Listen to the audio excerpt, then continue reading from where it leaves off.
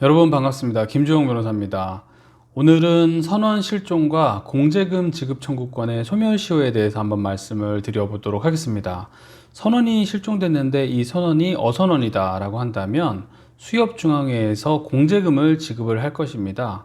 그렇다면은 이 공제금을 지급 청구할 때 과연 소멸시효는 어떻게 적용해야 하는가에 대한 것이 다뤄졌던 적이 있었기 때문에 이것을 가지고 한번 설명을 드리려고 하는데요.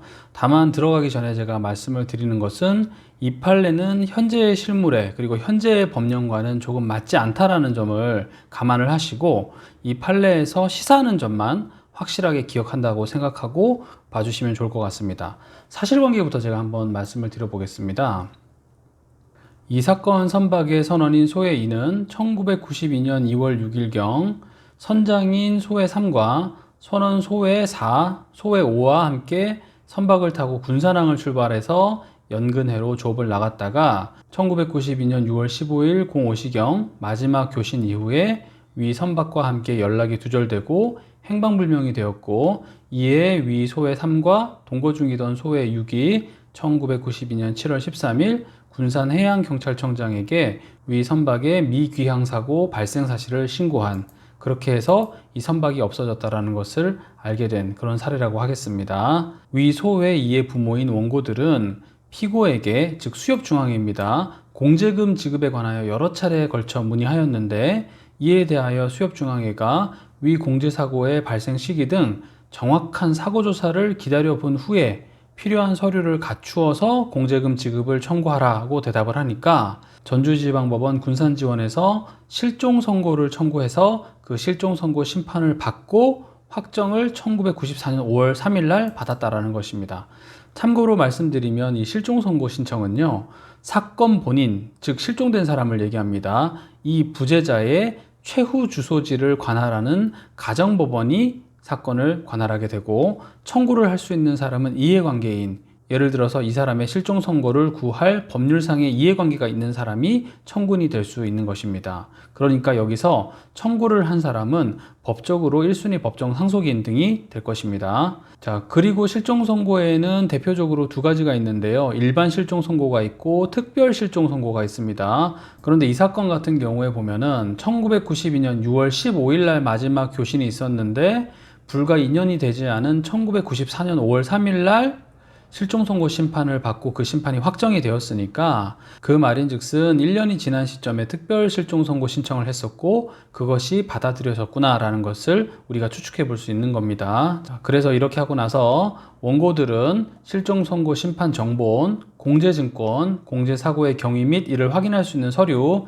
합의서, 인감증명서 등 공제금 청구에 필요한 제반 서류를 구비하여 피고에게 공제금의 지급을 청구하였는데, 이에 대하여 피고는, 즉 수협중앙회는 1995년 2월 24일 위 공제사고가 공제 가입일 이후에 발생하였다는 점에 대한 명백한 증거가 없다는 이유로 원고들에 대한 공제금 지급을 거절하였습니다. 여기에 대해서 이 항소심이었겠죠. 원심은 위와 같은 인정사실을 바탕으로 해서 특별한 사정이 없는 한 피고는 소해 2의 유족인 원고들에게 공제금을 지급할 의무가 있다고 판단하면서도, 다른 한편 피고의 시효소멸 항변에 대하여 위 약관에 따라 위 소해 2는 위 선박의 최후 음신일, 마지막 연락이 닿은 시점을 얘기하는 것입니다. 최후 음신일인 1992년 6월 15일로부터 1월이 지난 1992년 7월 15일 사망한 것으로 추정되고, 그때부터 2년의 시효기간이 경과한 1997년 1월 6일 이 사건 소제기가 되었음이 기록상 분명할 뿐 아니라 소멸시효의 기산점을 위 소해 2에 대한 실종선고 심판 확정일로부터 계산하여도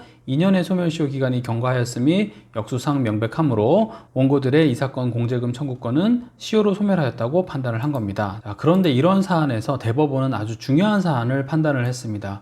그걸 보면서 한번 말씀을 드리겠습니다. 첫 번째로는요, 선원의 행방불명으로 인한 유족들의 공제금 지급 청구권의 소멸시효 기산점을 공제 약관상 규정된 선원이 행방불명된 때로부터 1월이 경과한 시점이 아니라 실종선고 심판이 확정된 때로 보았다라는 것입니다. 그러니까 공제금 지급을 청구함에 있어 가지고 약관에 행방불명되고 나서 1월 경과하면 청구할 수 있습니다라고 써 놓았다 하더라도 그 약관상의 규정을 근거로 해 가지고 이것을 보험금을 청구하는 사람한테 불리하게, 즉 소멸시효가 더 빨리 끝나는 것으로 적용해서는 안 된다라는 취지로 판단을 했다라는 것을 염두에 둬야 됩니다. 그런데 그렇다면 결국 유리하게 적용했으니까 지급이 되겠느냐라는 것을 확인해 봐야 되는데 또 그렇지도 않았다라는 거예요. 왜 그러냐면 그 이유가 여기 나옵니다. 선언보통공제는 그 실체는 일종의 보험이다라는 것이고, 여기서는 상법 제662조의 보험금 지급 청구에 관한 2년의 단기 소멸시효에 관한 규정을 준용하여야 한다라고 보았다는 것입니다. 유의할 것은 이제는 이 해당 상법 조문이 변경되었기 때문에 소멸시효는 3년이 적용된다는 것을 반드시 기억하고 계셔야 됩니다. 그렇기 때문에 수협에서는 최후 음신일로부터 1월이 경과하여도 행방을 알 수 없을 때에는 그때 사망한 것으로 추정한다는 규정을 가지고 이때부터 소멸시효가 기산하는 거라고 주장을 했지만 그것은 받아들이지 않는다라는 것입니다. 왜냐하면 유족에게 불리하게 규정을 적용할 수 없다라고 대법원이 판단을 했기 때문입니다. 그런데 여기서 더 중요한 내용이 나오는데요. 수협, 즉 공제사업자가 사고 조사를 기다려본 후에 필요한 서류를 갖추어서 공제금 지급 청구를 하라라고 대답했다고 해서 이게 유족들의 권리 행사 그리고 소재기 등의 시효 중단 조치를 불가능하게 하거나 또는 현저하게 곤란하게 하는 행동을 하였다는 그런 것은 아니라는 것입니다. 그러니까 서류 더 확인해 보시고 조사 결과 보시고 나서 청구하세요 라고 수협은 말할 수 있지 않겠습니까? 하지만 그 말을 듣고 내가 청구를 늦게 하게 되면 이것은 무엇이 될 수 있느냐? 소멸시효 완성을 주장할 수 있는 빌미를 주게 된다는 것입니다. 그러니까 이때 유족 측에서는 너무너무 화가 나니까 아니 네가 더 기다려 봐가지고 서류 갖춰서 청구하라고 해놓고 지금에 와서 당신들이 소멸시효 완성 주장하면 이거 신의성실에 반하는 거 아니냐라고 주장을 했는데 대법원에서는 그렇지 않다라고 봤다라는 겁니다.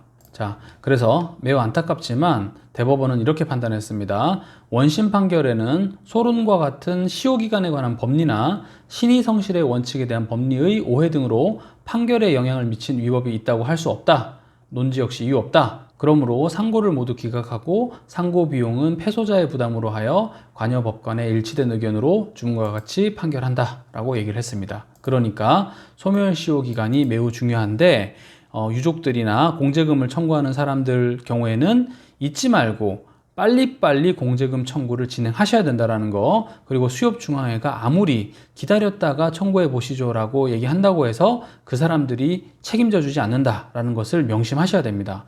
그러면은 이때 가장 좋은 전략은 무엇이냐? 이런 일이 발생하면 일단은 법률 전문가인 변호사에게 무조건 가지고 가시는 게 필요합니다. 예를 들어서 1순위 수급권자 중에 한 분이 제대로 인감도장, 인감증명서를 협조를 안 해준다고 했을 때 나머지 분들이 계속해서 기다리게만 해서는 사건이 도저히 해결되지가 않습니다. 그럴 때는 빨리 진행할 수 있는 부분을 진행을 하고 나머지 부분을 보완하는 방식으로 일처리를 해야 되는 거니까, 그리고 긴밀하게 수협 측과도 커뮤니케이션을 하는 게 필요하니까요. 이때는 법률 전문가의 도움을 받으시는 게 꼭 필요하고 중요하다라는 점을 말씀을 드리겠습니다.